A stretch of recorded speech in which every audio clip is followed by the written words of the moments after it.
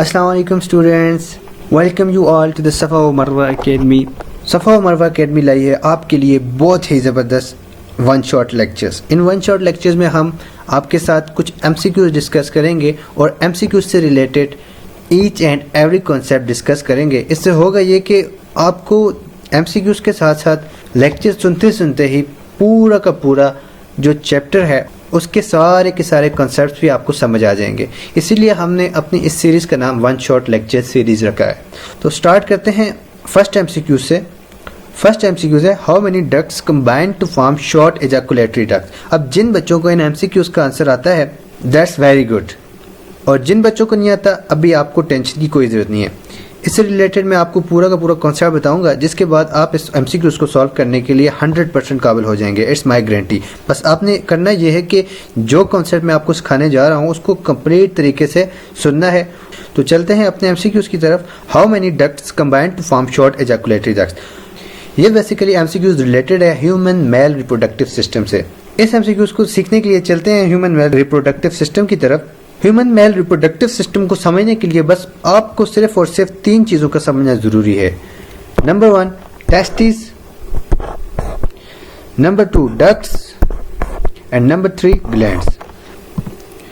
Testis basically primary male sex organ है।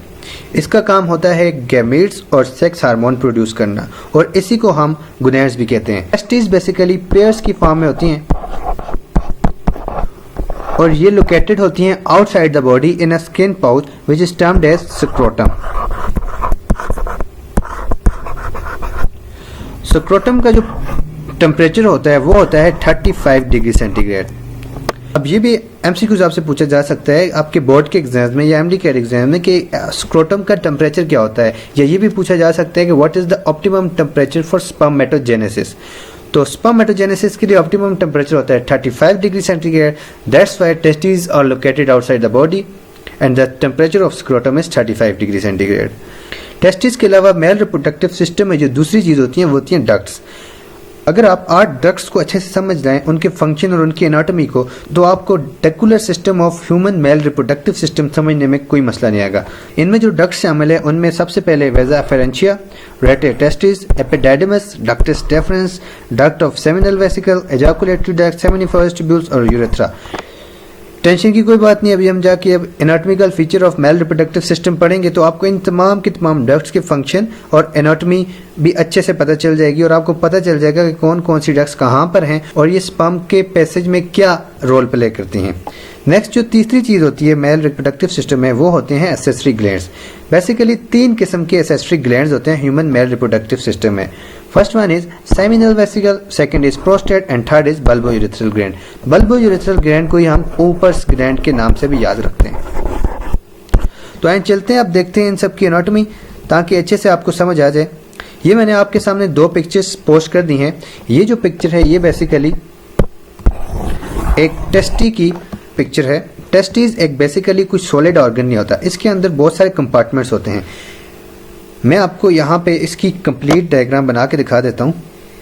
ये basically एक स्क्रोटम है और ये इसमें टेस्टिस हैं, और टेस्टिस में छोटे छोटे कंपार्टमेंट्स होते हैं, तकरीबन 250 to 300 कंपार्टमेंट्स, और इन कंपार्टमेंट्स को कहते हैं लोब्यूल्स।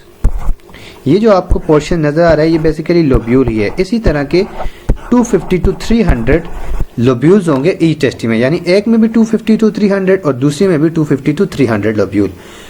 इन लोब्यूल में 1 से लेके 4 तक सेमिनिफेरस ट्यूब्यूल मौजूद होती हैं। 1 से लेके 4 का क्या मतलब है, यानी किसी एक में 4 मौजूद होंगी सेमिनिफेरस ट्यूब्यूल, किसी में 3, किसी में 2, किसी में 1। ये फिक्स नहीं होता, कुछ भी हो सकते हैं, 4 भी हो सकती हैं, 3 भी हो सकती हैं, 2 भी हो सकती हैं, 1 भी होगी, 1 भी हो सकती है। सेमिनिफेरस ट्यूब्यूल बेसिकली वो रीजन है जहाँ पे स्पर्म प्रोड्यूस होते हैं। These tubules is basically seminiferous tubules. यहाँ पे टेस्टिस के अंदर स्पर्म प्रोड्यूस होते हैं। यहाँ पर प्रोड्यूस होने के बाद स्पर्म मूव करते हैं नेक्स्ट डक्ट में, जिसको हम कहते हैं रेटे टेस्टिस।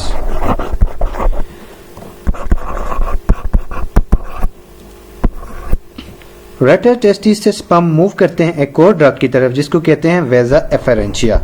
वेजा एफरेंशिया का काम होता है बेसिकली स्पर्म को टेस्टिस से उठाकर एपिडाइडमस में जाके ड्रॉप कर देना।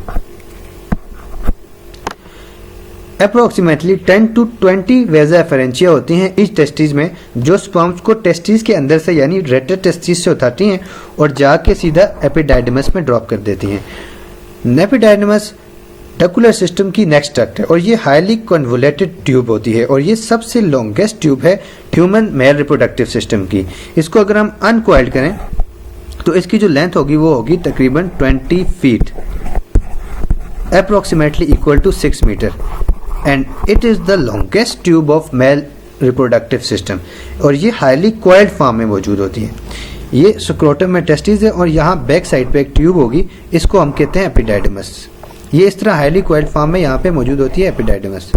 एपिडाइडमस से नेक्स्ट जो ट्यूब होती है उसको कहते हैं वेजा एफरेंशिया या डक्टिस डेफिनिस, जो यहाँ पे एपिडाइडमस के साथ कनेक्ट होती है। वेजा डेफरेंशिया बेसिकली स्पर्म्स को एपिडाइडमस से कलेक्ट करती है और सीधा जाती है पेल्विक कैविटी में। यहाँ से आगे मैंने आपको समझाने के लिए पेल्विक कैविटी की पिक्चर ले ली है, पिक्चर पोस्ट कर लिए ताकि आपको समझ आए कि यहाँ से ये जाती है और सीधा पेल्विक कैविटी में, यानी इधर एपिडाइडमस होगी, इधर आगे टेस्टिस होंगी और ये यहाँ से जारी होगी। यहाँ पे आगे दूसरी, यहाँ पे दूसरी एपिडाइडमस और दूसरी टेस्टिस, और ये सीधा यहाँ से डक्टिस डेफरेंस टेस्टिस के साथ कनेक्ट होती हैं और यहाँ से उठाती है और सीधा जाती है, इसको लेके जाती है पेल्विक कैविटी में। ये जो पेल्विक कैविटी में आपको ऑर्गन्स नजर आ रहे हैं, ये है बेसिकली गॉल ब्लैडर, ये है seminal vesicle accessory gland of male reproductive system, ये है प्रोस्टेट और ये है बल्बो यूरेथ्रल ग्लैंड। इस सबको डक्टिस डेफरेंस के पाथवे को समझाने के लिए मैं सबको आपके लिए मिटा देता हूँ।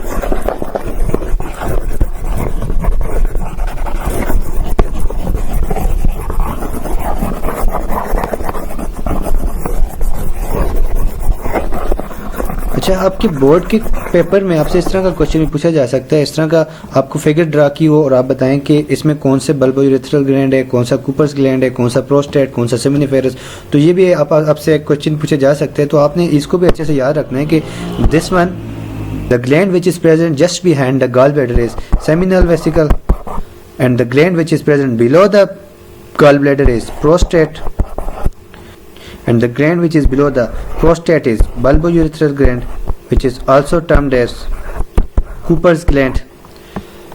ये सब एसेसरी ग्लैंड्स हैं। डक्टिस डेफरेंस एपिडाइडमस से स्पर्म्स को उठाती है और सीधा लेके आती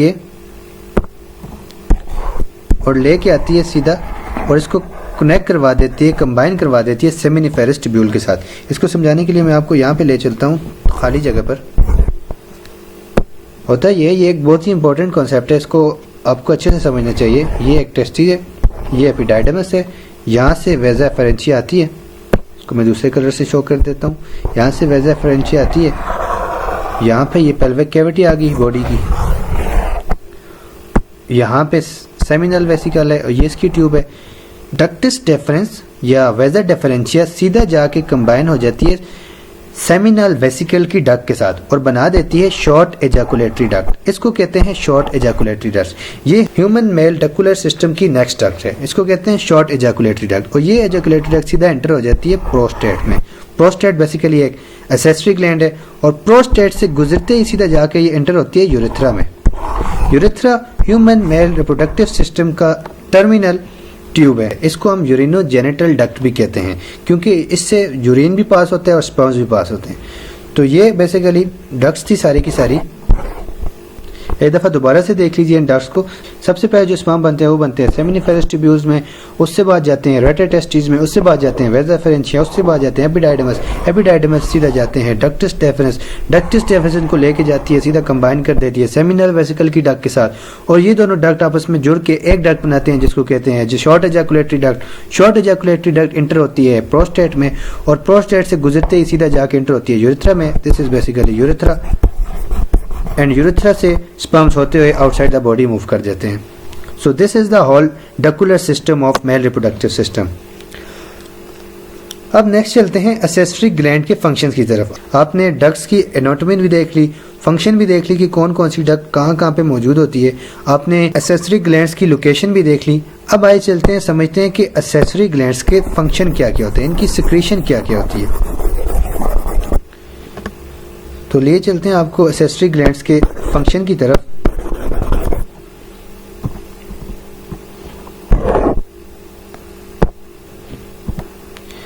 एसेसरी ग्लैंड्स में सबसे पहला जो ग्लैंड होता है वो होता है सेमिनल वेसिकल।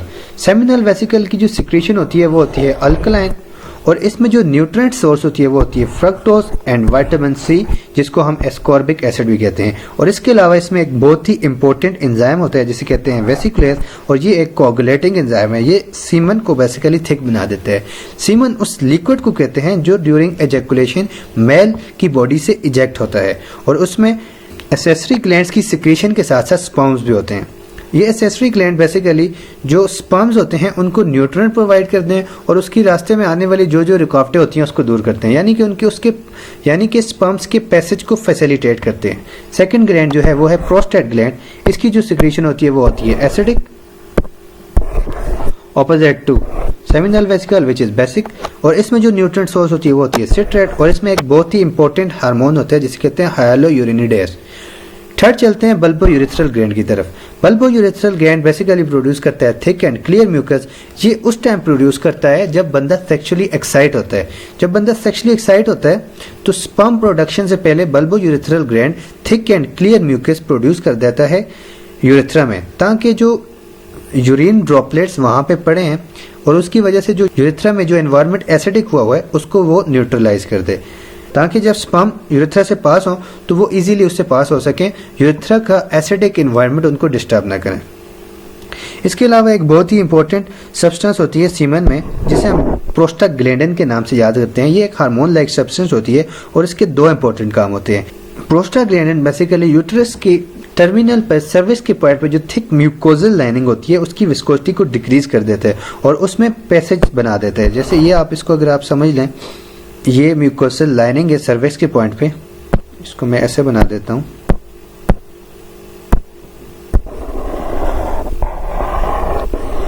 ये थिक म्यूकोसल लाइन है, तो प्रोस्टाग्लैंडिन क्या करेगा, बेसिकली इसको थिन कर देगा और साथ में क्या कर देगा, इसमें से पैसेज बना देगा स्पर्म के मूवमेंट के लिए, यानी कि इसमें थोड़े थोड़े परफोलेटेड चैनल्स मतलब होल्स बना देगा ताकि स्पर्म इजीली मूव कर सकें। और दूसरा इसका इंपॉर्टेंट काम ये होता है कि ये यूट्रस में रिवर्स पेरिस्टालिसिस को स्टिमुलेट करता है, जिससे स्पर्म की मूवमेंट यूट्रस में इजी हो जाती है।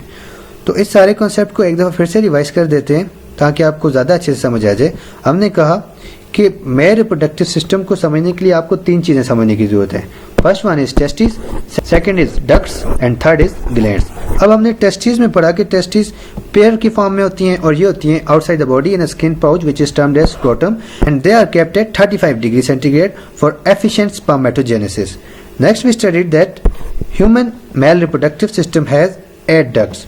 First one is seminiferous tubule which is responsible for spermatogenesis, and the second one is rete testi. Third one is vasa efferentia. Fourth one is epididymis. In epididymis we have studied that sperm nourished, matured and they gain the ability to swim. And the fifth duct is ductus deferens, which collect the sperms from epididymis and take it into the abdominal cavity and combined with the duct of seminal vesicle, which is the sixth duct of ductal system, and form short ejaculatory duct. Short ejaculatory duct then enters into urethra, which take sperms out of the body. Next, we have studied about accessory glands. Accessory glands basically secretes nutritious source and enzymes for semen for efficient passage of sperms. Seminal vesicle is the first accessory gland and its secretion is alkaline and it contains vitamin C, ascorbic acid and fructose as an nutritious source. Next gland is prostate gland and its secretion is acidic and it secretes hyaluronidase enzyme and citrate as a nutritious source. Third gland which we have studied is bulbourethral gland and it produces thick and clear mucus. So this is the whole male reproductive system. Now back toward MCQs. Now I am confirmed that each and every student who had carefully listened the lecture can easily answer this question, and the answer of this MCQs is 2. ये basically related है hormonal control in spermatogenesis में। यानी कि spermatogenesis के लिए कौन कौन से हार्मोन रिलीज होते हैं बॉडी से और वो क्या क्या फंक्शन परफॉर्म करते हैं। तो आइए चलते हैं, देखते हैं कौन कौन से हार्मोन बॉडी से स्पर्मेटोजेनेसिस के लिए रिलीज होते हैं और वो स्पर्मेटोजेनेसिस में अपना क्या रोल अदा करते हैं। तो चलते हैं हार्मोनल कंट्रोल इन स्पर्मेटोजेनेसिस की तरफ। रिस्पॉन्सिबल हार्मोन्स को देखते हैं। तो हार्मोनल कंट्रोल स्पर्मेटोजेनेसिस में समझने के लिए आपको सिर्फ और सिर्फ 5 हार्मोन्स को समझना जरूरी है। सबसे पहले gonadotropin releasing hormone, second one is follicle stimulating hormone, third one is luteinizing hormone, fourth one is testosterone and the fifth one is inhibin। In 5 hormones को जब आप समझ गए तो आपको पूरा का पूरा हार्मोनल कंट्रोल समझ आ जाएगा। तो बारी बारी चलते हैं और समझते हैं इन हार्मोन्स के बारे में कि इनको कौन सा स्ट्रक्चर बॉडी में से कौन सा ग्लैंड इनको रिलीज करवाता है और ये कौन सा फंक्शन परफॉर्म करते हैं स्पर्मेटोजेनेसिस में। सबसे पहला हार्मोन है गोनेडोट्रोपिन रिलीजिंग हार्मोन। ये हार्मोन बेसिकली रिलीज होता है हाइपोथैलेमस से। हाइपोथैलेमस से रिलीज होने के बाद ये जाता है सीधा पिट्यूटरी ग्लैंड के पास और इंटीरियर पिट्यूटरी ग्लैंड में से FSH फॉलिकल स्टिमुलेटिंग हार्मोन और LH को रिलीज करवाता है। अब चलते हैं, देखते हैं FSH और LH का क्या रोल है स्पर्मेटोजेनेसिस में। LH basically luteinizing hormone. Luteinizing hormone Leydig cells को स्टिमुलेट करता है कि वो रिलीज करें testosterone. Testosterone basically sex hormone है और ये बहुत से इंपॉर्टेंट रोल प्ले करता है बॉडी में। Luteinising hormone basically Leydig sales को स्टिमुलेट करता है कि वो रिलीज करें टेस्टोस्टेरोन। लेडिक सेल टेस्टिस के ही सेल हैं जो रिस्पॉन्सिबल होते हैं टेस्टोस्टेरोन को प्रोड्यूस करवाने के लिए। लेडिक सेल की लोकेशन बताने के लिए मैंने आपके सामने एक पिक्चर पोस्ट कर दी है। ये बेसिकली टेस्टिस की क्रॉस सेक्शनल व्यू है और ये जो आपको गोल गोल स्ट्रक्चर नजर आ रहे हैं ये हैं सेमिनिफेरस ट्यूब्यूल्स और सेमिनिफेरस ट्यूब्यूल्स के एडजेसेंट ही आपको एक छोटे छोटे सेल्स नजर आ रहे हैं। इन सेल्स को कहते हैं लेडिक सेल और इन्हीं का काम होता है बेसिकली टेस्टोस्टेरोन को रिलीज करना। होता ये कि गोनेडोट्रोपिन रिलीजिंग हार्मोन LH को रिलीज करवाता है। LH जाता है लेडिक सेल के पास, लेडिक सेल को स्टिमुलेट करता है और लेडिक सेल देन रिलीज करते हैं टेस्टोस्टेरोन। अब टेस्टोस्टेरोन 3 इंपॉर्टेंट फंक्शन प्ले करता है मेल की बॉडी में।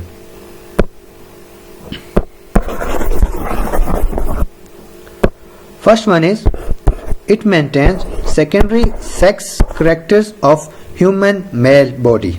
What are the secondary sex character? The characters which are appeared at puberty in male body is termed as secondary sex character. Second ये maintain करता है sex drive. Sex drive यानी कि sexual activities में engagement या sexual desires आना sex drive ही कहलाता है। टेस्टोस्टेरोन का तीसरा और सबसे इंपॉर्टेंट काम यह है कि ये सेमिनिफेरस ट्यूब्यूल्स की बेसल लाइनिंग को मेंटेन करता है, यानी इनडायरेक्टली ये मेंटेन करता है स्पर्मेटोगोनियम को। अब स्पर्मेटोगोनियम क्या होता है? स्पर्मेटोगोनियम होते हैं प्रिमिटिव मेल रिप्रोडक्टिव सेल। इस पॉइंट पे पहुंच कर आपको स्पर्मेटोजेनेसिस समझने की जरूरत है। तो आइए चलते हैं, आपको इस पॉइंट पे स्पर्मेटोजेनेसिस भी समझा देते हैं ताकि हार्मोन सीखते के साथ साथ आपको स्पर्मेटोजेनेसिस भी समझ आ जाए।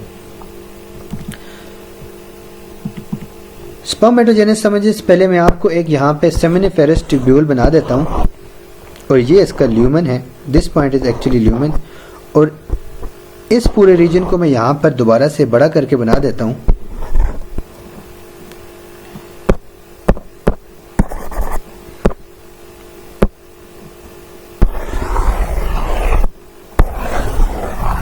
This is basically cross-sectional view of seminiferous tubule. This is the lumen of seminiferous tubule, and this is outside. अब स्पर्मेटोजेनेसिस में आपको अच्छे से समझाने के लिए इस पोर्शन को उठा के यहाँ पे ड्रा कर देता हूँ।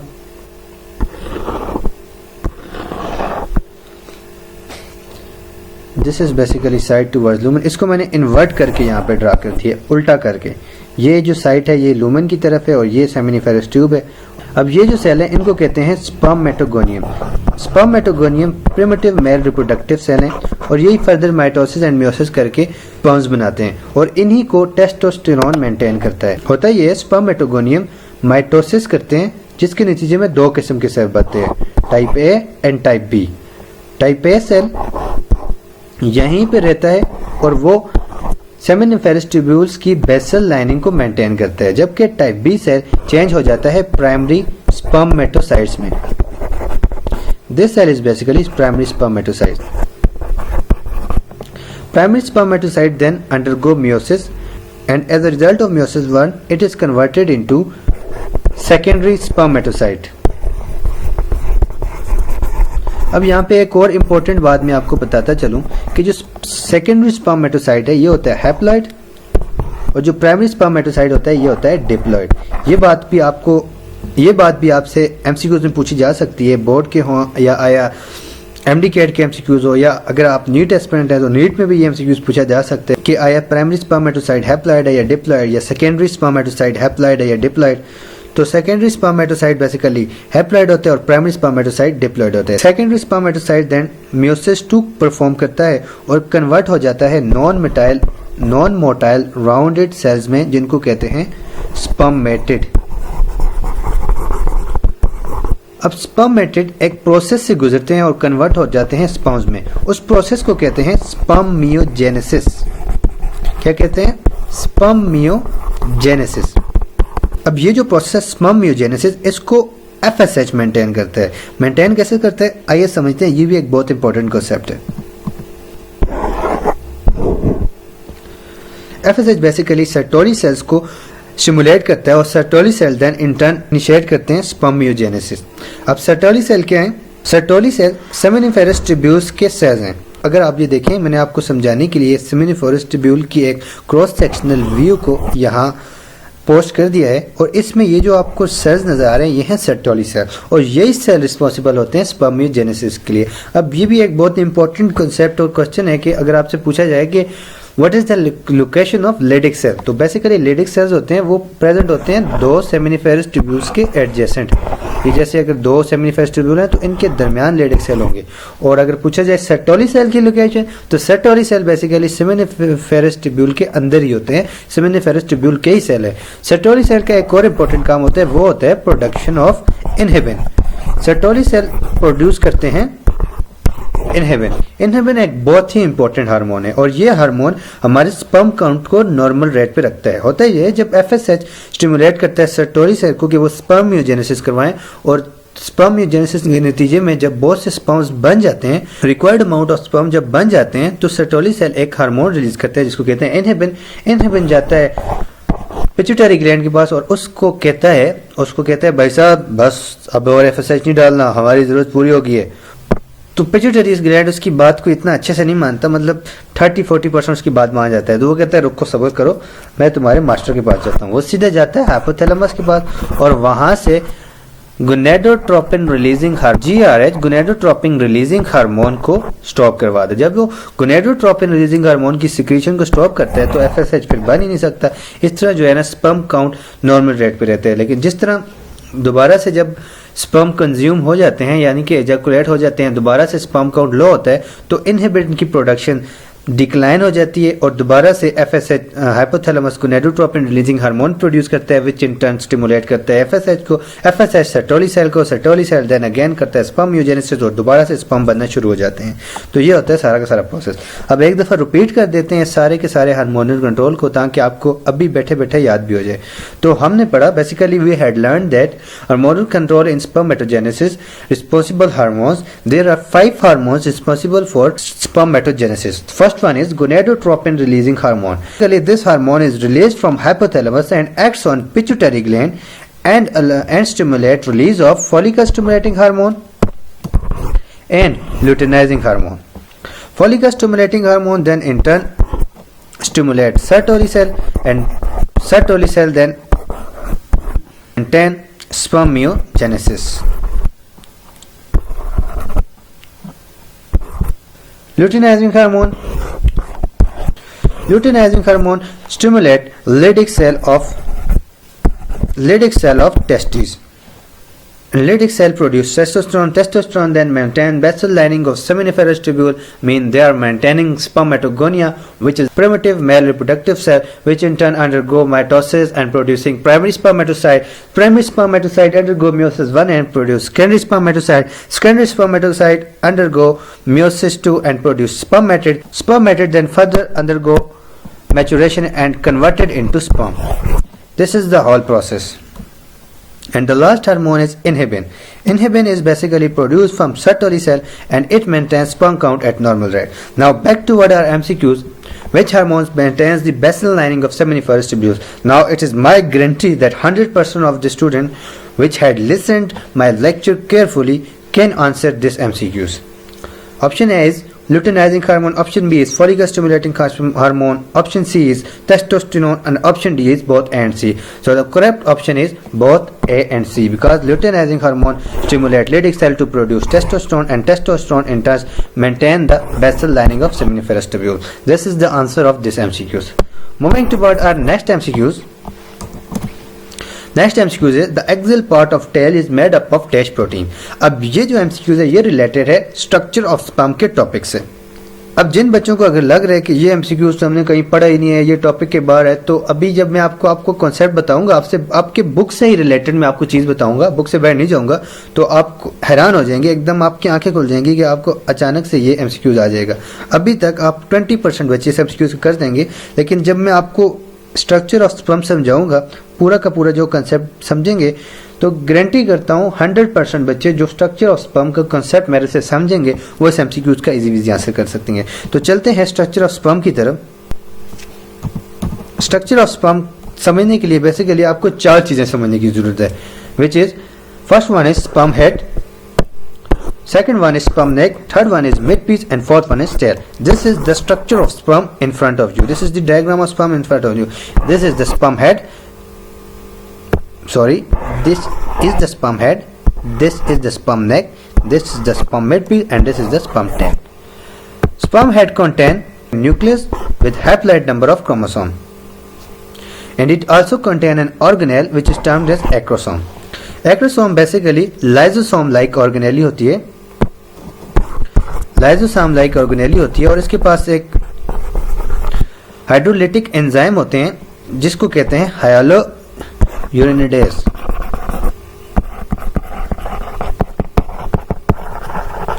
हाइलोयूरिनिडेज बेसिकली स्पर्म की पेनिट्रेशन में हेल्प करता है। ये जब जाता है ड्यूरिंग फर्टिलाइजेशन, स्पर्म की पेनिट्रेशन में जो चीज हेल्प करती है, जो ऑर्गेनेली हेल्प करती है, वो होती है एक्रोसोम, और एक्रोसोम के अंदर ये जो एंजाइम होता है ये स्पर्म की पेनिट्रेशन में हेल्प करता है। second part of sperm is sperm neck. Sperm की नेक में होते हैं 2 सेंट्रियोल, और आपको पता है centriole is made up of microtubules.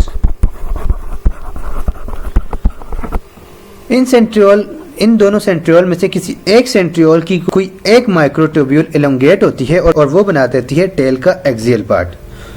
तो हमारा एमसीक्यूज भी ये था कि axial part of tail is made up of, तो बेसिकली माइक्रोट्यूब्यूल बनते हैं ट्यूबुलेंट प्रोटीन से, तो एक्सियल पार्ट किससे बना हुआ? ट्यूबुलेंट प्रोटीन से। नेक्स्ट चलते हैं मिड पीस की तरफ। तो स्पर्म के मिड पीस में होते हैं फ्यू नंबर ऑफ माइटोकॉन्ड्रिया। ये माइटोकॉन्ड्रिया स्पर्म की मूवमेंट में हेल्प करते हैं। ड्यूरिंग मूवमेंट उसको जो एनर्जी चाहिए होती है वो प्रोड्यूस करते हैं mitochondria. And the last portion is tail. ये जो टेल होती है ये बेसिकली स्पर्म की मूवमेंट में हेल्प करती है। इस टेल ही की मूवमेंट से स्पर्म जो है मूव कर सकता है मेल रिप्रोडक्टिव बॉडी से फीमेल रिप्रोडक्टिव बॉडी में, और फीमेल रिप्रोडक्टिव बॉडी में भी वेजाइना से ओवरी में। इस टेल ही की मदद से स्पर्म मूव करते हैं।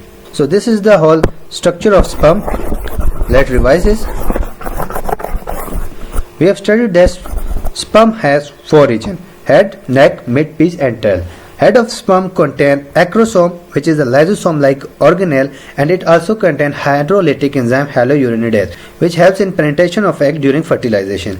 And head also contain nucleus with haploid number of chromosome. Second portion of sperm is neck. Neck contain pair of centriole, and one of the microtubule in any of the centriole elongates and develops the axial part of tail.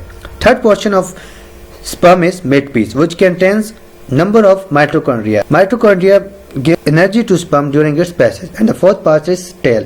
Tail basically helps to move sperm from male reproductive body to female reproductive body, seminiferous tubules to fallopian duct.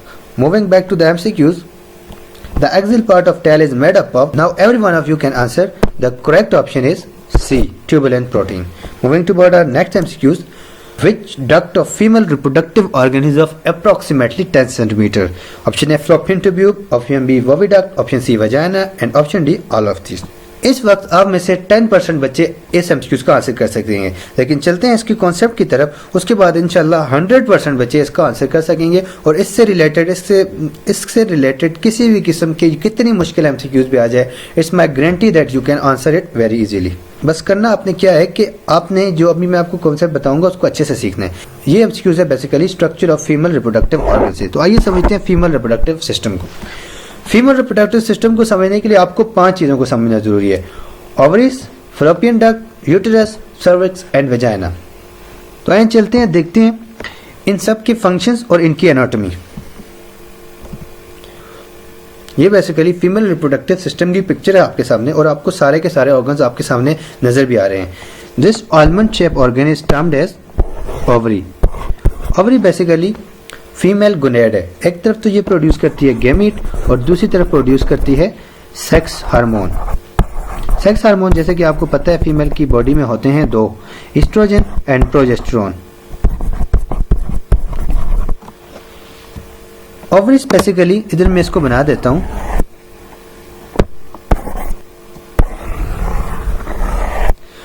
Ovary basically almond shape organ होता है। Almond मतलब बादाम, और इसकी जो length होती है वो होती है 3 to 5 सेंटीमीटर की, जो विड्थ होती है वो होती है 2 to 3 सेंटीमीटर। और ओवरीज को अपनी प्लेस में पेरिटोनियल कैविटी में हेल्प करती हैं लिगामेंट्स, जैसे कि ये आपको नजर भी आ रही हैं। ये हैं लिगामेंट्स जो ओवरीज को अपनी प्लेस पे हेल्प करती हैं। नेक्स्ट है fallopian tube. Fallopian tube female reproductive ducts की इनिशियल डक्ट है, फर्स्ट डक्ट आप इसको कह सकते हैं। ये बनी होती है 2 किस्म के सेल से, सिलिएटेड एंड नॉन सिलिएटेड, और इसके अलावा इसके पास होते हैं दूसरी चीज स्मूथ मसल। अब स्मूथ मसल और सिलिएटेड सेल बेसिकली ये 2 मिलके सेकेंडरी oocyte की मूवमेंट में हेल्प करते हैं, और उसके बाद जब जायकोट बन जाता है तो ये फिर जायकोट की मूवमेंट में हेल्प करते हैं, और जायकोट को फ्लोपियन ट्यूब से यूटेरस में लेके जाने वाले यही 2 चीजें होती हैं, सिलिएटेड सेल और smooth muscle. Non ciliated cell एक न्यूट्रिएंट सिक्रेट करते हैं जो पहले सेकेंडरी oocyte की सर्वाइवल में हेल्प करता है और फर्टिलाइजेशन के बाद जायगोट की सर्वाइवल में हेल्प करता है, क्योंकि जायगोट को यहाँ से यहाँ मूव करने में कुछ टाइम होता है। उसके दौरान जो उसको न्यूट्रिएंट्स चाहिए होते हैं, एक तो साइटोप्लाज्म से उसको मिलते हैं, सेकेंडरी oocyte के साइटोप्लाज्म से उसको मिलते हैं, और दूसरा नॉन सिलिएटेड सेल जो न्यूट्रिएंट प्रोड्यूस करते हैं उससे उसको मिलते हैं। Third part of female reproductive system is uterus. Uterus basically contains 3 walls. The uppermost is termed as perimetrium, and the innermost is termed as endometrium, and the center one is termed as myometrium. Myometrium के पास number of smooth muscles होते हैं जो during child birth एक strong contraction initiate करते हैं, जिसके नतीजे में चाइल्ड बर्थ टेक प्लेस होती है। और एंडोमेट्रियम की फर्दर 2 वॉल्स और होती हैं, एक जिसको कहते हैं बेसल वॉल और दूसरी जिसको कहते हैं functional wall.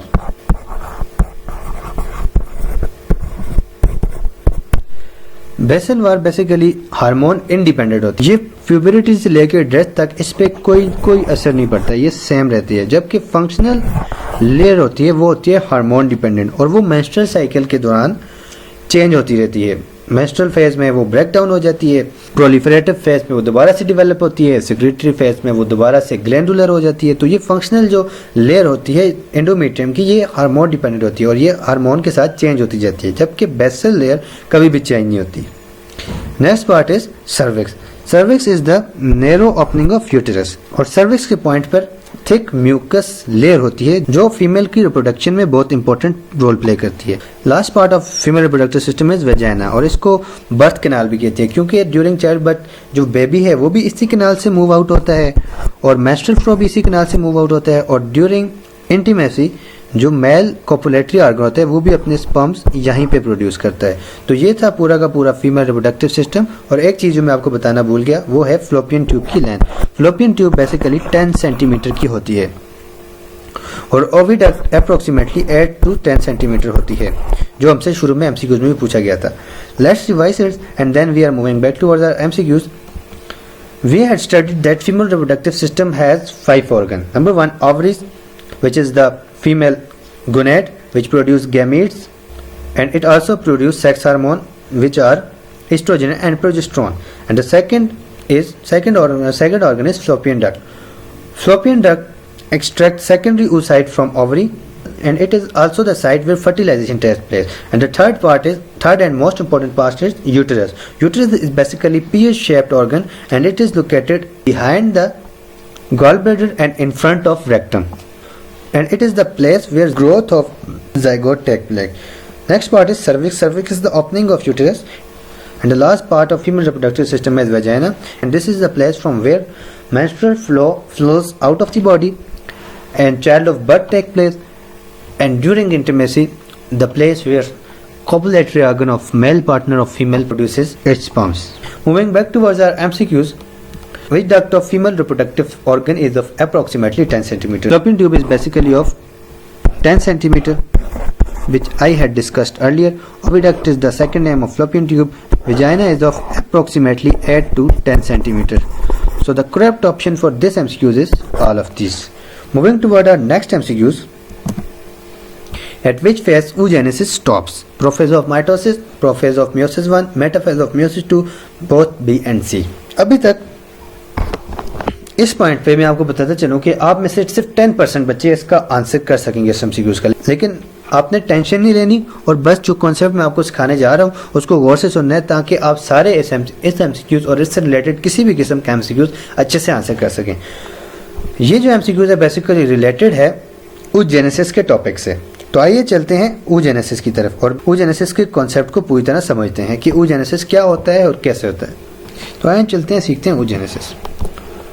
oogenesis basically spermatogenesis से मिलती जुलती है, लेकिन बहुत से पॉइंट पर कॉन्ट्राडिक्शंस आती हैं। तो आइए सीखते हैं क्या होती है oogenesis। oogenesis में जो प्रिमिटिव फीमेल रिप्रोडक्टिव सेल होता है उसको कहते हैं oogoनियम। जैसे मेल के केस में हम कहते हैं स्पर्मेटोगोनियम, इस केस में हम कहते हैं oogoनियम। oogoनियम फर्दर माइटोसिस करता है और बनाता है प्राइमरी oocyte।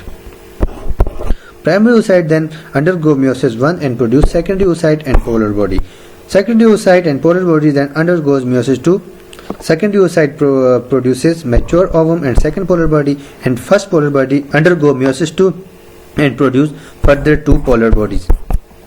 अब देखते हैं कॉन्ट्राडिक्शन किस पॉइंट्स पे आती हैं। सबसे पहले मैं आपको बताता चलूं कि जो स्पर्मेटोगोनियम होता है वो मेल की बॉडी में प्यूबर्टी में बनता है as a result of hormone testosterone, जबकि फीमेल की बॉडी में ऐसा नहीं होता। फीमेल की बॉडी में ड्यूरिंग डेवलपिंग फीटस यानी बेबी गर्ल के पैदा होने से पहले ही oogoनियम बन जाता है। oogoनियम सिर्फ बनता ही नहीं बल्कि माइटोसिस भी कर लेते हैं और क्या बन जाता है, प्राइमरी oocyte, यानी कि बेबी गर्ल की बर्थ से पहले ही उसकी बॉडी में प्राइमरी oocyte तक oogenesis हो जाती है। इसके बाद जो oogenesis होती है वो होती है in response to hormone estrogen और होती है at the age of puberty. और दूसरा सवाल ये होता है बच्चों का कि यार जो स्पर्मेटोजेनेसिस थी उसमें तो प्राइमरी स्पर्मेटोसाइट था, वो आगे जाके सेकेंडरी स्पर्मेटोसाइट बनाता था 2, लेकिन यहाँ पे एक सेकेंडरी oocyte बन रहा है और दूसरा बन रहा है फर्स्ट पोलर बॉडी। तो ये क्यों बन रहा है ऐसे? तो ये भी मैं आपको बताता चलूँ कि ओवरी से सेकेंडरी oocyte के निकलने से लेकर यूट्रस में जाइकोट के इम्प्लांट होने में बहुत सारा टाइम होता है। इस टाइम के दौरान secondary oocyte and then ovum और देन जाइगोट को कुछ ना कुछ न्यूट्रिएंट्स चाहिए होती हैं। कुछ न्यूट्रिएंट्स उसके आते हैं एनवायरनमेंट से, लेकिन मेजॉरिटी ऑफ न्यूट्रिएंट्स उसके आते हैं उसके साइटोप्लाज्म से, जो उसके पास आता है ड्यूरिंग मेयोसिस। मेयोसिस में अनइक्वल डिस्ट्रीब्यूशन होती है साइटोप्लाज्म की। नॉर्मली जो रिप्रोडक्शन होती है सेल्स की उसमें जो साइटोप्लाज्म होते हैं वो इक्वल डिवाइड होता है, लेकिन oogenesis में प्राइमरी oocyte जब मेयोसिस 1 करता है तो इक्वल डिस्ट्रीब्यूशन नहीं होती साइटोप्लाज्म की, अनइक्वल डिस्ट्रीब्यूशन होती है ताकि ज़्यादा न्यूट्रिएंट्स चले जाएं सेकेंडरी oocyte के बाद। इसलिए एक जो सेल होता है वो होता है बेनिफिक्चुअल और वो हमारे काम का सेल होता है, और सेकेंड जो होता है वो हमारे काम का नहीं होता और वो बाद में डिसइंटीग्रेट हो जाते हैं।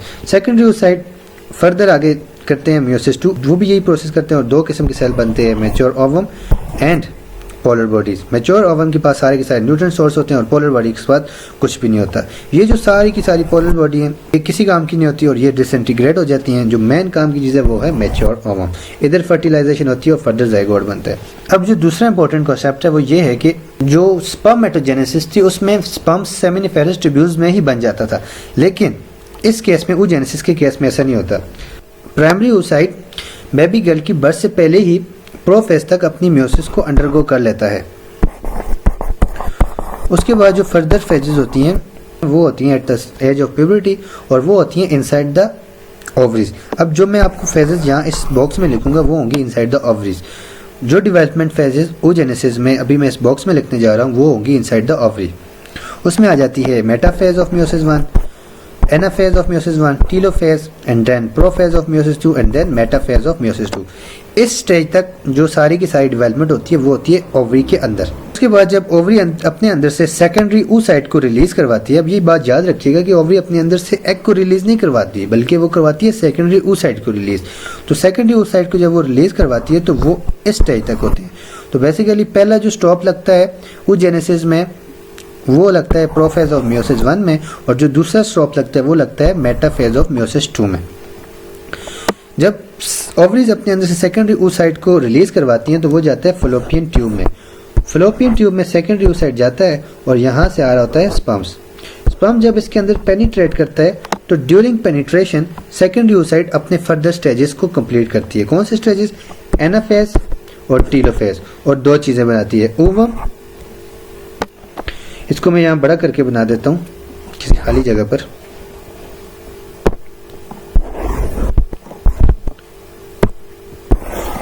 ये फ्लोपियन ट्यूब है,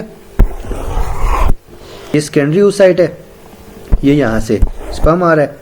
जैसे ही स्पर्म पेनिट्रेट करेगा इसके अंदर जो न्यूक्लियस है वो अपनी फर्दर स्टेजेस कंप्लीट कर देगा, यानी कि एनाफेज और टीलोफेज, और बना देगा ओवम। तो जब स्पर्म यहाँ पर आएगा तो उसको मिलेगा ओवम, और वो ओवम को फर्टिलाइज करके बना देगा जाइगोट। जो ओवरीज से जो चीज रिलीज हो रही थी वो थी सेकेंडरी oocyte, और सेकेंडरी oocyte फर्दर ओवम में उस टाइम कन्वर्ट होगा जिस टाइम स्पर्म सेकेंडरी oocyte के अंदर पेनिट्रेट कर देगा। तो आई होप आपको oogenesis अच्छे से क्लियर होगी। दोबारा से मैं आपको रिपीट करता हूँ। We have studied that in oogenesis many oogonium are produced during developing fetus and they undergo mitosis during development fetus. As a result, producing primary oocyte start undergoing meiosis and they undergo meiosis up to prophase 1. At prophase 1 it stops. First stop of oogenesis is at prophase of meiosis 1. Further development of primary oocyte take place at puberty at the age of 14 in the response of hormone estrogen. Estrogen then cause primary oocyte to develop into the secondary oocyte. Secondary oocyte then start undergoing meiosis 2 and they undergo meiosis up to the metaphase. Further development of secondary oocyte takes place in fallopian tube in response to the penetration of sperm, and secondary oocyte is converted into mature ovum and second puberty. This is the whole concept related to oogenesis. I hope you have understood it very well. Now back to the MCQs. At which phase oogenesis stop? Prophase of mitosis? No. Prophase of meiosis 1? Yes. Metaphase of meiosis 2? Yes. So the correct option for MCQs is both B and C. Now moving towards the next MCQs. Which of the following is associated with estrogen? Conversion of basal layer of endometrium into functional, development of primary oocyte into an egg, development of primordial follicle into Graafian follicle, and last is all of these. ये जो MCQs है ये related है hormonal control oogenesis से, और इसके साथ साथ मैं आपको मेंस्ट्रुअल साइकिल और ओवेरियन साइकिल भी साथ साथ समझाऊंगा। तो आपने करना ये है कि गौर से इस कॉन्सेप्ट को सीखना है ताकि इस तरह के MCQs और इससे रिलेटेड कोई भी MCQs या SLO बेस्ड कोई भी क्वेश्चन आपकी तरफ आ जाए यूट्राइन साइकिल से या मेंस्ट्रुअल साइकिल से, तो आप इजी उसको क्रैक कर सकें। तो चलते हैं टॉपिक की तरफ। Hormones related to female reproductive system. तो आपको hormones related to female reproductive system समझने के लिए सिर्फ 5 हार्मोन समझने जरूरी हैं। उनमें first one is gonadotropin releasing hormone, second is FSH, third is luteinizing, fourth is estrogen and fifth is progesterone. ये 3 हार्मोन सिमिलर हैं जिस तरह थे मेल रिप्रोडक्टिव सिस्टम में, लेकिन इनका यहाँ पे FSH और LH का फंक्शन डिफरेंट है। और जो फोर्थ एंड फिफ्थ हार्मोन है सेक्स हार्मोन, ये बिल्कुल ही डिफरेंट है फीमेल की बॉडी में। तो आइए चलते हैं इन सब का रोल देखते हैं। ये जो हार्मोन्स होते हैं ये 2 किस्म के साइकिल्स को रेगुलेट करते हैं फीमेल बॉडी में। एक को कहते हैं यूट्राइन साइकिल और दूसरे को कहते हैं ओवेरियन साइकिल। ओवेरियन साइकिल में दो चीजें आ जाती हैं, एक आ जाती है oogenesis और दूसरी आ जाती है फॉलिकुलर साइकिल। जैसा कि पहले मैंने आपको oogenesis में बताया था कि प्रोफेज ऑफ मियोसिस 1 के बाद जो डेवलपमेंट होती है वो होती है in response to hormone and that hormone is estrogen. And the second one is follicular cycle. Follicular cycle और फॉलिकल की जो डेवलपमेंट होती है वो भी होती है इन रिस्पॉन्स टू हार्मोन। उसको भी सीखने का मौका मिलेगा कि कौन से हार्मोन के नतीजे में क्या होती है। Uterine cycle basically menstrual cycle को कहते हैं और इसकी 4 फेजेस होती हैं। मेंस्ट्रुअल फेज, प्री ओवुलेटरी और proliferative, third ovulatory, post ovulatory या सेक्रेटरी या ल्यूट्रल फेज। तो आइए चलते हैं, सीखते हैं क्या होता है यूट्राइन साइकिल और यूट्राइन साइकिल के दौरान ओवेरियन साइकिल के कौन कौन से स्टेप्स होते हैं। बेसिकली मैं आपको इस तरह से सिखाऊंगा, हमारी जो बुक्स हैं उनमें सिर्फ और सिर्फ यूट्राइन साइकिल एक्सप्लेन्ड है और ओवेरियन साइकिल उससे हट के एक्सप्लेन्ड है। मैं आपको यूट्राइन साइकिल के अंदर ही ओवेरियन साइकिल भी एक्सप्लेन कर दूंगा ताकि आपको पता चल जाए कि कौन कौन से स्टेजेस पे यूट्राइन साइकिल के कौन कौन से स्टेजेस पे ओवेरियन साइकिल के कौन कौन से स्टेप्स हो रहे होते हैं। तो आइए चलते हैं, साथ साथ हार्मोनल कंट्रोल भी देखेंगे, कौन से हार्मोन क्या कर रहे हैं और चेंजेस भी देखेंगे यूट्राइन साइकिल में, साथ साथ ओवेरियन साइकिल भी देखेंगे। बस करना आपने ये कि गौर से इस लेक्चर को सुनना है और फिर जाके अपने बोर्ड, एमडी ग्रेड और नीट एग्जाम में छा जाना है। Moving toward first phase, which is menstrual phase. Menstrual phase is basically 5-day phase. इस फेज के दौरान जो फंक्शनल लेयर होती है एंडोमेट्रियम की 2 लेयर्स होती हैं, जैसे कि पहले भी मैंने आपको बताया, एक होती है बेसल और दूसरी होती है फंक्शनल। इस फेज में जो फंक्शनल लेयर होती है एंडोमेट्रियम की वो ब्रेक डाउन हो जाती है। ये बेसिकली सारा का सारा मेंस्ट्रुअल फेज है। इसके दौरान ये देखिए आप, जैसे आपको नजर भी आ रहा है कि ये इसमें फंक्शनल लेयर ब्रेक डाउन हो जाती है। इस फेज में ब्लीडिंग होती है and menstrual flow flows out of the body of female. इस फेज में जो हार्मोन्स होते हैं वो होते हैं एट लोएस्ट लेवल, मतलब ईस्ट्रोजन, प्रोजेस्टेरोन बिल्कुल लोएस्ट लेवल पे होंगे। अगर मैं आपको ऐसे एक ग्राफ बना दूं इधर, तो एफएसएच को मैं रिप्रेजेंट करता हूं ग्रे कलर से, तो एफएसएच आहिस्ता आहिस्ता इंक्रीज हो रहा होता है इस स्टेज में, और ये ग्रीन से मैं बना देता हूँ एस्ट्रोजन को। एस्ट्रोजन बिल्कुल 0 होता है यहाँ पे और प्रोजेस्टेरोन बिल्कुल 0 होता है यहाँ पे। तो ये बेसिकली मैंने बना दी है मेंस्ट्रुअल फेज।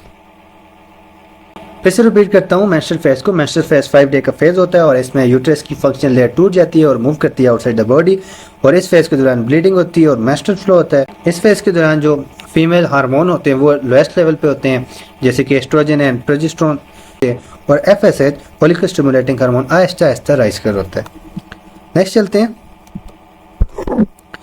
प्री ओवुलेटरी और प्रोलिफरेटिव फेज डे 6 से शुरू होकर डे 14 तक चलती है और इसके दौरान जो ओवेरियन साइकिल में चेंजेस आती हैं, सबसे पहले मैं आपको वो बताता चलता हूँ। ओवेरियन साइकिल में जैसे कि पहले मैंने आपको बताया 2 चीजें होती है, एक होती है फॉलिकल डेवलपमेंट और दूसरी होती है oogenesis। अब देखना ये है कि प्री ओवुलेटरी स्टेज में फॉलिकल कितनी डेवलप्स होती हैं और oogenesis कितनी प्रोसीड होती है। इसको सिखाने के लिए मैंने आपके सामने एक पिक्चर भी पोस्ट कर दी है, तो आपने बस गौर से सुनना और देखना है, इंशाल्लाह आपको सब क्लियर हो जाएगा। होता यह है कि प्री ओवुलेटरी फेज के स्टार्ट में एफएसएच जाता है, जाके कुछ ना कुछ फॉलिकल्स को डेवलप होने के लिए स्टिमुलेट करता है। सारी की सारी फॉलिकल डेवलप नहीं हो सकती, उनमें से सिर्फ एक फॉलिकल डेवलप होती है एफएसएच के रिजल्ट में और बाकी सारी फॉलिकल डिसइंटीग्रेट हो जाती हैं, जिस प्रोसेस को कहते हैं फॉलिकल अर्टिसिया। इस फेज में एस्ट्रोजन आहिस्ता आहिस्ता इंक्रीज होना शुरू हो जाता है। एस्ट्रोजन की प्रोडक्शन बेसिकली एफएसएच ही मेंटेन करता है। एफएसएच काज करता है प्राइमोडियल फॉलिकल को कि वो प्रोड्यूस करें एस्ट्रोजन। प्राइमोडियल फॉलिकल जब एस्ट्रोजन प्रोड्यूस करते हैं तो वो डेवलप हो जाता है सेकेंडरी फॉलिकल में। ये जो स्ट्रक्चर आपको नजर आ जाता है ये है सेकेंडरी फॉलिकल, और इसमें जो ये स्पेस है इसको कहते हैं एंट्रम। इसमें एस्ट्रोजन होता है। ये एफएसएच ने बेसिकली फॉलिकल को स्टिमुलेट किया है कि वो एस्ट्रोजन प्रोड्यूस करें और प्राइमोडियल फॉलिकल से कन्वर्ट हो जाए सेकेंडरी फॉलिकल में।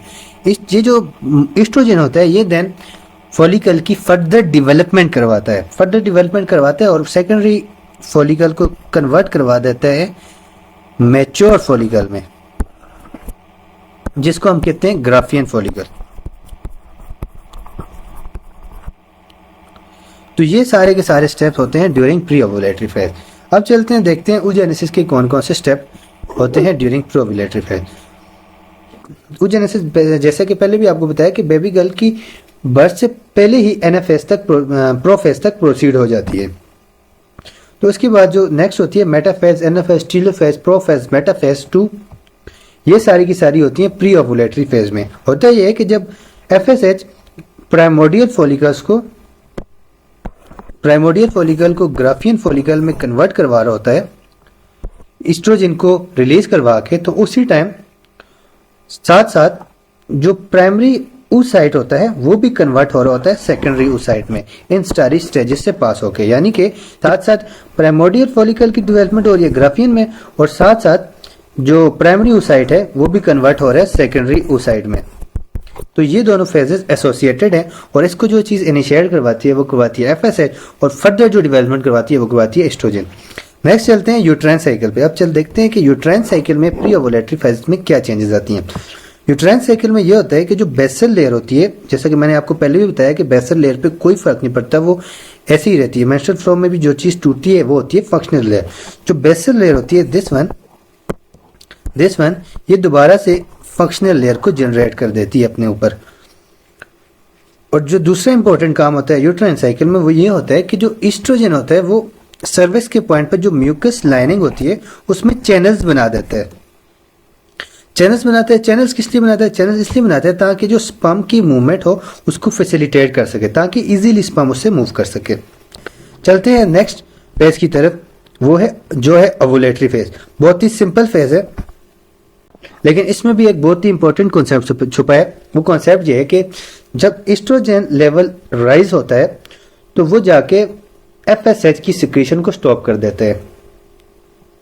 ये ऐसे ही है जैसे बेटा बड़ा होके बाप के काम को रोक रहा है, यानी एफएसएच ने ही एस्ट्रोजन को प्रोड्यूस करवाया है, और एस्ट्रोजन ही जब ज्यादा हो गया तो जाके एफएसएच को रोक रहा है। तो जब एफएसएच को एस्ट्रोजन रोकता है तो इससे एक सिग्नल जाता है पिट्यूटरी ग्लैंड के पास, और पिट्यूटरी ग्लैंड अपने अंदर से रिलीज करता है लुटेनाइजिंग हार्मोन को। लुटेनाइजिंग हार्मोन जाके क्या काम करता है? दो इंपॉर्टेंट काम करते हैं लुटेनाइजिंग हार्मोन। एक तो वो करता है ओवुलेशन, यानी कि release of secondary oocyte from Graafian follicle. जैसे कि आप देख रहे भी हैं ये यहाँ पे ओवुलेशन हो रही है, ये ओवुलेशन हो रही है as a result of luteinizing hormone. एक तरफ तो लुटेनाइजिंग हार्मोन ओवुलेशन करवाता है, और दूसरी तरफ लुटेनाइजिंग हार्मोन जो बहुत ही इंपॉर्टेंट काम करवाता है वो करवाता है जो रप्चर्ड फॉलिकल होती है इसको ट्रांसफॉर्म कर देता है कॉर्पस ल्यूटियम में। कॉर्पस ल्यूटियम एक येलोइश ग्लैंडुलर स्ट्रक्चर होता है जैसे कि आप देख रहे भी हैं, और ये दो इंपॉर्टेंट हार्मोन बनाता है, प्रोजेस्टेरोन एंड एस्ट्रोजन।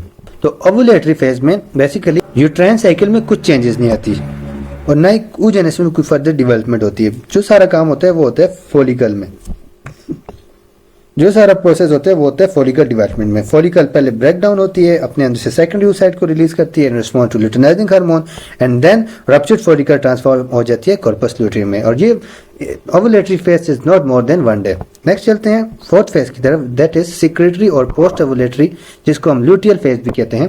ये फेज 15 डे से शुरू होता है और 28 डेज तक जाता है। एवरेज ऐसे होता है ये 14 डेज का फेज है, और एवरेज अगर 28 डे का हम मेंस्ट्रुअल साइकिल लेते हैं तो ये फिर 15 डे से शुरू होगा और 28 डे तक प्रोसीड करेगा।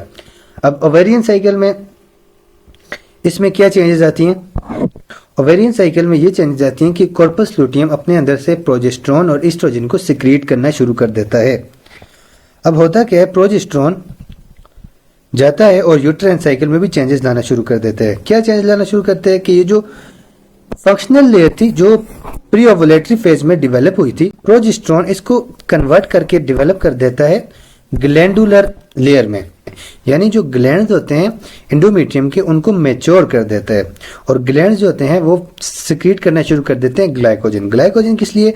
Glycogen is basically nutrient source, ताकि इम्प्लांट होने से पहले जाइगोट को, डेवलपिंग जाइगोट को न्यूट्रिएंट्स प्रोवाइड किए जाएं और उसके सर्वाइवल के चांस बढ़ा दिए जाएं।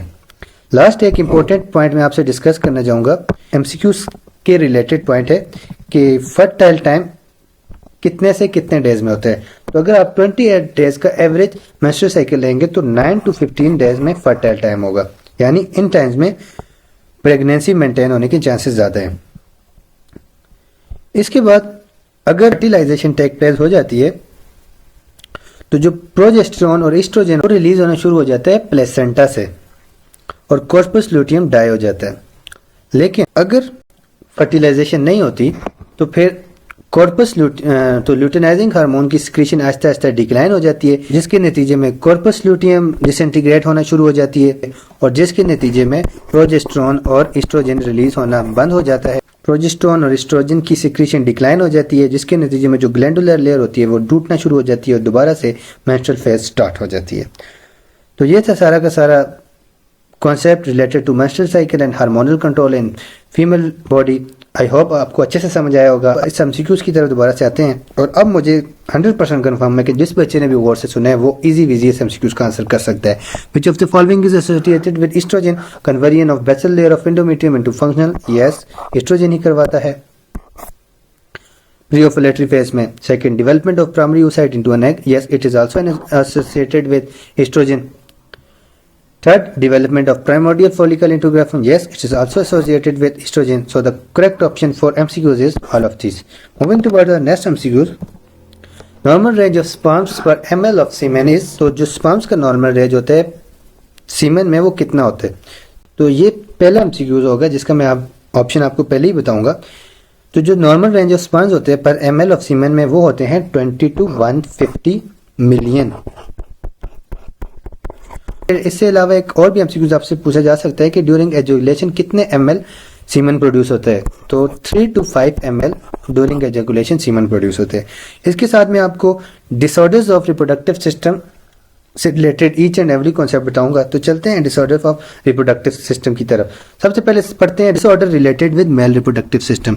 तो 4 बहुत इंपॉर्टेंट डिसऑर्डर हैं एफएससी के लेवल के लिए जो मैंने कलेक्ट किए आपके लिए। उसमें सबसे फर्स्ट है एजोस्पर्मिया। एजोस्पर्मिया में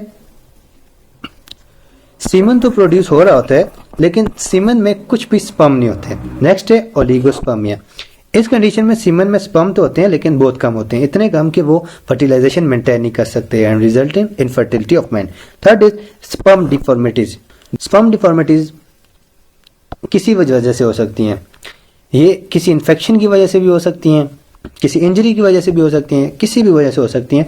इसमें जो नॉर्मल शेप है स्पर्म की वो चेंज होती है और स्पर्म ना सही से मूव कर सकते हैं और ना सही से फर्टिलाइजेशन टेक कर सकते हैं। Fourth is auto immune disorder. इसमें जो मेल बॉडी का जो इम्यून सिस्टम होता है वो रॉन्गली सिग्नल्ड हो जाता है और वो सीधा जाके एक्ट करता है स्पर्म्स पे और सारे के सारे स्पर्म्स को किल कर देता है। ये भी एक बड़ा खतरनाक डिसऑर्डर है और this disorder also leads to what male infertility. Next चलते हैं disorder related with female reproductive system की तरफ। तो ये कुछ डिसऑर्डर है मैंने आपके लिए इकट्ठे किए हैं फीमेल रिप्रोडक्टिव सिस्टम से रिलेटेड। सबसे पहला है फेलियर टू ओवुलेट, यानी कि सेकेंडरी स्पर्मेटोसाइट ओवरी से ओवुलेट ही नहीं हो रहा। किसी भी वजह, कोई भी वजह हो सकती है, 1000 ऑफ रीजन के क्यों ओवुलेट नहीं हो रहा। तो किसी भी रीजन से अगर ओवुलेट नहीं होगा, सेकेंडरी ओवसाइट ओवरी से नहीं निकलेगा तो फर्टिलाइजेशन भी नहीं हो सकती और ना ही प्रेगनेंसी मेंटेन हो सकती है, result in female infertility.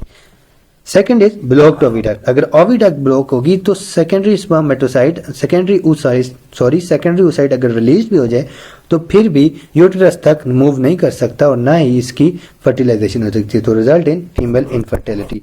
Next चलते हैं, थर्ड इज यूटेरस डैमेज। किसी भी वजह से हो सकता है, मोस्ट कॉमनली काजेज में इधर यूटेरस की वॉल पे एक ट्यूमर डेवलप हो जाती है जो इसकी शेप को चेंज कर देती है, result in female infertility. Fourth is cervical mucus defect. This is also a major problem. कभी कभार म्यूकस इतना थिक हो जाता है कि वो स्पर्म को पास ही नहीं होने देता यूटेरस से, तो इससे भी फीमेल इनफर्टिलिटी होती है। Last is endometriosis. एंडोमेट्रियोसिस में ये होता है कि जो एंडोमेट्रियम है वो यहाँ पे ग्रो होने की बजाय कहीं और ग्रो हो जाती है, या वो यहाँ होती है या वो यहाँ हो जाती है। So result will be female infertility. Moving toward our next MCQs, what is the symptoms of secondary syphilis? तो आइए चलते हैं, देखते हैं syphilis क्या होता है। Syphilis is basically STD, sexually transmitted disease. Syphilis is caused by spirochete bacteria Treponema pallidum. Syphilis की 3 स्टेजेस होती हैं, primary, secondary and tertiary. Primary में चांसेस और सोर्स बनते हैं स्किन पे, जैसे कि आपको पिक्चर में नजर भी आ जाते हैं। सेकेंडरी में क्या होता है कि चांसेस और सोर्स हील अप हो जाते हैं और स्किन पे स्किन रैश बनना शुरू हो जाते हैं। और टर्शरी स्टेज पे क्या हो जाता है, जब इसकी ट्रीटमेंट ना की जाए तो फिर टर्शरी स्टेज पे जो ट्रिपोनिमा पैलिडम है ये बहुत खतरनाक हो जाता है और ये सीएनएस को डैमेज कर देता है, हार्ट को डैमेज कर देता है और अदर वाइटल ऑर्गन्स को डैमेज कर देता है। इसकी ट्रीटमेंट बहुत ही सिंपल है। इसकी ट्रीटमेंट है पेनिसिलिन। अगर कोई बंदा पेनिसिलिन एलर्जिक है तो डॉक्टर्स उसको साथ में उस एलर्जी को सप्रेस करने के लिए मेडिसिन देते हैं और साथ में पेनिसिलिन देते हैं। So the correct option for MCQs is what is the symptoms of secondary syphilis. So the symptoms of secondary syphilis is skin rash. Moving towards our next MCQs, dash is the symptoms of gonorrhea in female. Abdomen pain, discharge of yellowish fluid from vagina, painful urination and all of these. ये MCQs मैंने जानबूझ के इसके options out of the book रखे ताकि आपको एक नया कॉन्सेप्ट पता चल जाए। तो ये बेसिकली ये जो सारे लिखे हुए हैं, abdomen pain, discharge of yellowish fluid from vagina, painful urination, ये सारे के सारे सिम्टम्स होते हैं गोनोरिया के फीमेल में। ये हमारी बुक में नहीं लिखी है तो मैंने सोचा अच्छे से ये एक MCQs बना दूं ताकि बच्चे इस पर गौर करें और उनको समझ आ जाए। तो चलते हैं गोनोरिया की तरफ, देखते हैं गोनोरिया क्या होता है। गोनोरिया बेसिकली एक STD है और ये काज होती है एक बैक्टीरिया से जिसको कहते हैं नाइजेरिया गोनोरिया। नाइजेरिया गोनोरिया क्या करता है, जो म्यूकोजल लाइनिंग होती है रिप्रोडक्टिव और यूरिनरी ट्रैक्ट में, उस पर जाके एक्ट करता है और उसमें जाके प्रॉब्लम्स क्रिएट कर देता है। सिम्टम्स मेल में होते हैं यूरेथ्राइटिस यानी inflammation of urethra, second is discharge of pus from penis and third is painful urination. इसकी treatment first you can go for a ceftriaxone injection, sorry this is not infection, injection with oral azithromycin. If person is allergic to this medicine, you can also go for gentamicin and oral azithromycin. If person is also allergic for these medicine, you can go for gemifloxacin. Next MCQ की तरफ चलते हैं। HIV damages. Option 1 killer T cell, option B helper T cell, option C suppressor T cell, option D memory T cell. This MCQ is basically related to one of the most important and most famous STD, which is AIDS. Now let's move toward the concept of AIDS. What is AIDS and what are the problems caused by AIDS and what happens to the body in AIDS? AIDS stands for acquired immunodeficiency syndrome. This is a condition caused by HIV virus. We stand for human immunodeficiency syndrome. Sorry, human immunodeficiency virus, not syndrome. होता क्या है कि जो HIV होता है वो हमारे helper T cell पे अटैक कर देता है। हेल्पर टी सेल का काम ये होता है, ये थर्ड लाइन ऑफ डिफेंस के एक इंपॉर्टेंट सेल है, जैसे कि आपने इम्यूनिटी वाले चैप्टर में पढ़ा होगा, और इनका काम होता है किलर टी सेल को इंड्यूस करवाना। तो HIV सीधा जाके अटैक कर देता है हेल्पर टी सेल पे और ये फिर किलर टी सेल को इंड्यूस नहीं करवा सकते, जिसके नतीजे में बॉडी की इम्यूनिटी बहुत वीक हो जाती है और सारी की सारी बॉडी की इम्यूनिटी वीक हो जाती है और मोस्ट लाइकली चांसेस होते हैं बहुत सी किस्म के इन्फेक्शन होने के। कुछ केसेस में ऐसा होता है कि HIV बॉडी के अंदर तो जाता है लेकिन एड्स डेवलप नहीं कर सकता। इस किस्म के केसेस को कहते हैं कैरियर्स। अब ट्रीटमेंट की तरफ चलते हैं। एड्स की ट्रीटमेंट क्या है, तो एड्स की ट्रीटमेंट इंट्रोड्यूस हुई है 1995 में और ये है कुछ कम्बिनेशन ऑफ और कुछ ड्रग्स का कम्बिनेशन है जिसको हम कहते हैं एड्स कॉकटेल। इसका दूसरा नाम HAART हार्ट भी है, highly active anti retroviral therapy, या इसको हम CRT भी कहते हैं, combination active anti retroviral therapy. तो ये था सारा का सारा चैप्टर। 10 MCQs के अंदर पूरा का पूरा आपको रिप्रोडक्शन चैप्टर मैंने समझा दिया। जुड़े रहिएगा नेक्स्ट वन शॉट लेक्चर में, तब तक के लिए अल्लाह हाफिज।